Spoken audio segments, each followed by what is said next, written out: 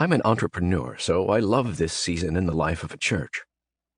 If I had believed God called me to preach, I would have planted churches. But I'm not a preacher. Because of that, I'm doing the next best thing. I've launched a ministry to help churches get unstuck. Though I've never launched a church, I've experienced the same emotions and challenges I've heard my church planting friends mention. It seems that launching a business or a non-profit must be very similar to launching a church. You start something new and wonder if anyone will buy your service.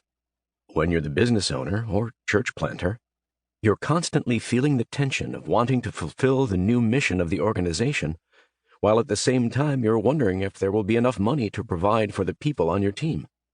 More important, you ponder if there will be enough money to put food on your table.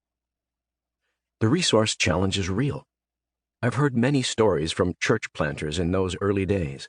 The dreams for the future drive the passion to succeed. There's a real sense of calling and mission. At the same time, this season tests the faith of the most prayerful church planter. It's a week-to-week journey, wondering who will show up and how much people will give. Because of that, many churches in this launch season live from one offering to the next. It's like living paycheck to paycheck. What I love about these churches, though, is that the mission is clear. Regardless of theology or methodology, the churches that survive and move on to the next season of growth have one thing in common. They want to reach more people for Jesus. That approach, of course, looks different from different churches, but it's the focus of reaching new people that unifies, or in some cases repels, people who connect to these new ministries. You should know that a clear mission for why the church exists will certainly repel some people. I remember Mark Beeson, the founding and senior pastor of Granger Community Church in Granger, Indiana, talking about the well-intentioned people who tried to give organs to the church in their early days. Mark had no intention of using organ music. It didn't fit into their clear mission of helping people take their next steps toward Christ together. Granger's mission was very clear, and so was Mark's approach for how the church would accomplish that mission. Because of that, hundreds of people visited the church in those early days, and some people even started giving. I remember Mark explaining years later, though, that not everyone stayed. In fact, Granger lost their top giver in each of the first 3 years. It's just one example of how the financial resource challenge is very evident in this launch season of most churches.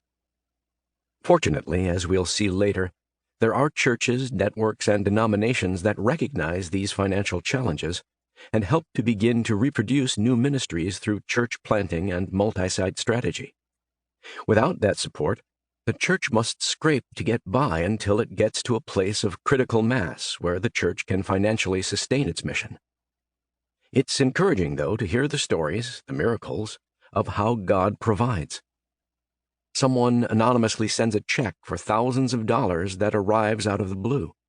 A new family with a conviction for generosity shows up at just the right time to begin financially supporting the ministry. God provides just the right building at just the right price for the church to hold worship services.